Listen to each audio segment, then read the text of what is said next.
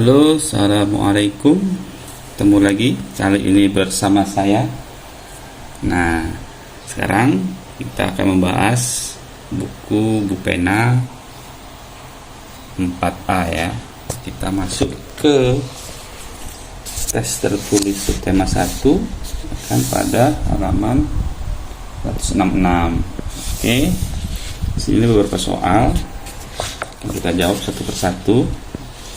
Ini ada beberapa yang sudah dicentang, tapi baiknya teman-teman perhatikan penjelasan dari saya.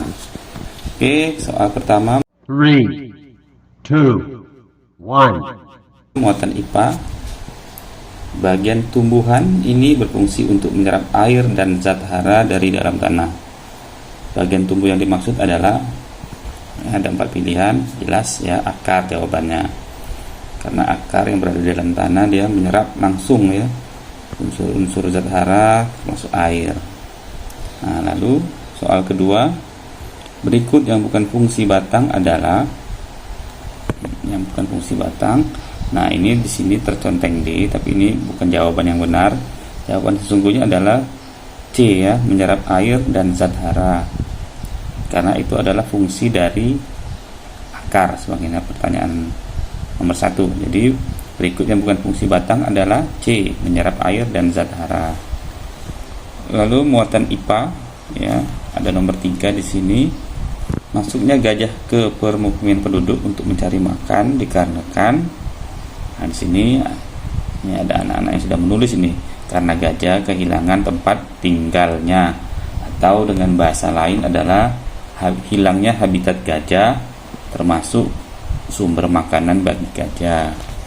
Oke, nomor 4. Lahan pertanian yang berubah menjadi permukiman penduduk dapat mengakibatkan, ya benar ya, berkurangnya sumber makanan, sumber air tanah, dan lingkungan menjadi panas. Nah, itu imbasnya.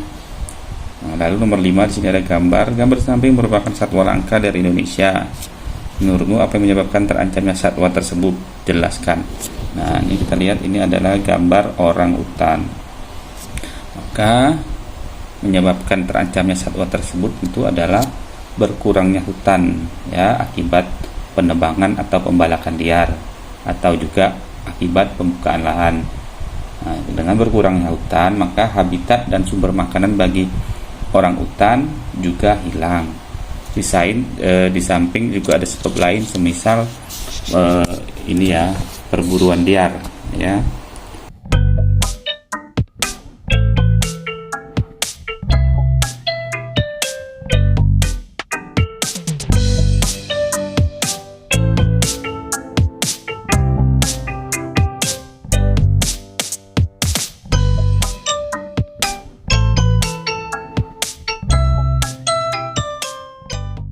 Lalu ke muatan IPS nomor 1. Dataran rendah merupakan daerah dengan permukaan bumi yang tingginya titik-titik di atas permukaan laut. Berapa tingginya? Jawabannya adalah, ini sebenarnya nih, B, 0 sampai 200 meter. Oke, lanjut nomor 2. Daerah yang berada di tepi laut dan berpasir dinamakan, ada A, lereng, B, dataran rendah, C, pantai, D, dataran tinggi. Ya benar, di sini adalah pantai ya, tepi laut, pantai. Nomor 3, sumber daya alam yang dapat dimanfaatkan pada gambar tersebut adalah, nah ini adalah pantai, tepi laut dengan pasir. Maka jawabannya adalah bisa pasir, bisa air laut, sinar matahari ya kan, tumbuhan laut, juga termasuk tanaman kelapa yang ada di sana. Nah, ini lengkapi tabel berikut. Ada pembagian klasifikasi ciri-ciri dataran rendah, dataran tinggi, sumber daya alam, dataran tinggi dan dataran rendah seperti apa, manfaat, mata pencarian sebagian penduduk. Nah, untuk jawabannya kalian bisa lihat tabel yang ada di gambar yang di video ya. Ini nanti saya kasih yang tampilan lebih baik. Nah, ciri-cirinya untuk dataran rendah pada ketinggian 0 sampai 200 meter di atas permukaan laut, sedangkan dataran tinggi itu 200 sampai 600 meter di atas permukaan laut dan bersuhu rendah atau dingin.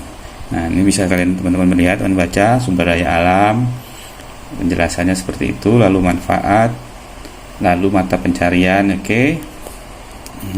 Bisa disimak, kalau terlalu panjang bisa di pause.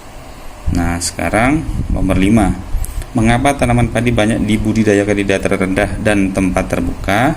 Mengapa? Karena itu merupakan tempat hidup tanaman padi atau sangat cocok tumbuh di daerah yang suhunya lebih hangat dari dataran tinggi. Oke, selain itu tanaman padi juga membutuhkan banyak sinar matahari. Nah, sekarang ke muatan apalagi bahasa Indonesia. Oke.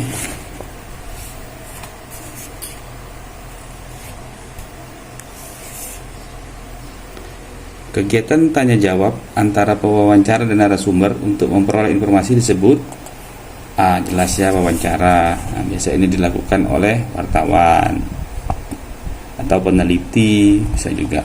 Perhatikan dialog wawancara berikut. Ini. Wawancara titik-titik narasumber titik 2. Saya menemukan dompet terjatuh tersebut di Jalan Angsa nomor 5. Maka kalimat tanya yang tepat untuk jawaban di atas adalah jelas, ada siapa, ada di mana, ada bagaimana, ada kapan. Nah, maka jawaban yang lebih tepat adalah di mana Bapak menemukan dompet tersebut, yang B ya. Selanjutnya nomor 3, kata tanya yang tepat untuk mengetahui waktu terjadinya suatu peristiwa adalah kapan. Lalu lihat gambar di bawah ini untuk menjawab nomor 4 dan nomor 5. Ini adalah gambar sawah ya. Siapa narasumber yang harus diwawancari untuk mengetahui informasi tentang tempat tersebut? Jawabannya adalah petani ya, yang mengolah sawah ini. Nah, lalu nomor 5. Agak ngeblur sebentar. Nah, buatlah kalimat tanya untuk narasumber berkaitan dengan gambar tersebut. Nah, apa pertanyaannya?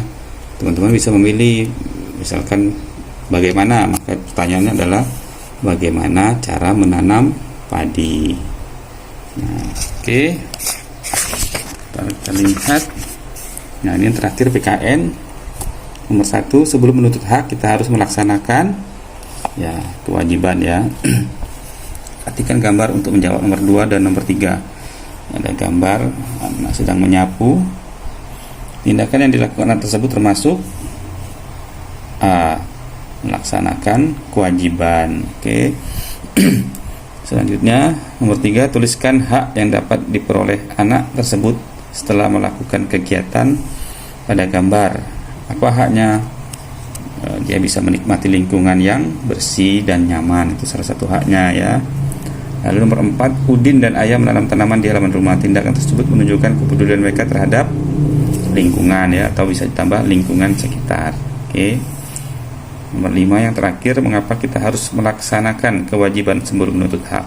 Kenapa? Karena kita jika ingin menikmati sesuatu, misalkan lingkungan nyaman, kita harus lebih dulu melaksanakan kewajiban dengan menjaganya, membuatnya bersih, merawatnya. Nah, sehingga ada keseimbangan antara hak dan kewajiban. Nah, demikian teman-teman pembahasan tes tertulis subtema 1 muatan halaman 166 di buku Bupena 4A.